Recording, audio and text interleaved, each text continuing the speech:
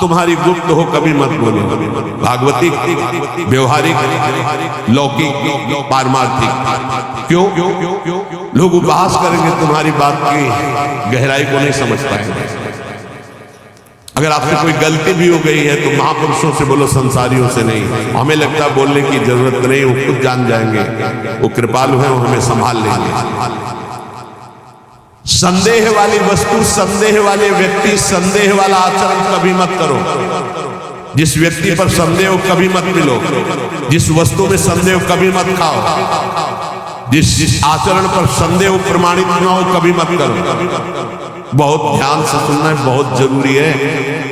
हम आपके लिए भोग बना करके लाए और आपकी दृष्टि में तत्काल अंदर आया, नहीं पाना चाहिए, बिल्कुल नहीं पाना चाहिए। अमृत हो, हटाओ उसको, बिल्कुल नहीं पाना।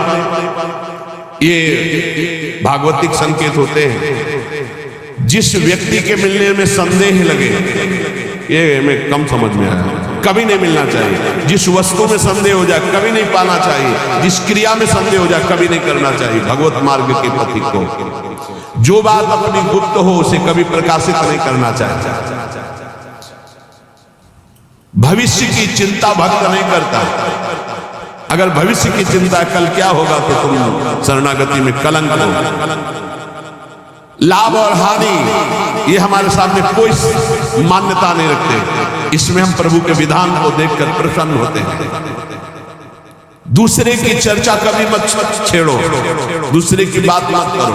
हर समय प्रसन्न रहो, ध्यानस्थ रहो। रजोगुणी तमोगुणी भोजन चाहे जितना सुंदर दिखाई दे कभी मत पाओ।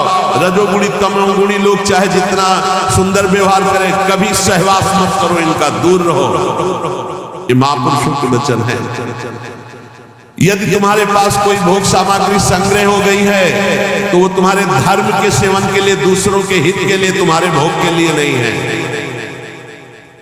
ये ओछी प्रवृत्तियों वाले पर संदेह वृत्ति रखो।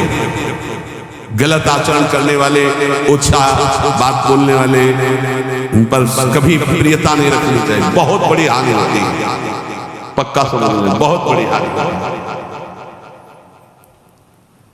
यह हर उपासक को सावधान रहना चाहिए, चाहे स्त्री शरीर हो चाहे पुरुष शरीर हो। जहां कहीं ओछी प्रवृत्ति, देखो एक दृष्टि में पता चल जाता है कि यह सामने वाला कैसे देख रहा है, कैसी हरकत है, कैसा। एक दृष्टि,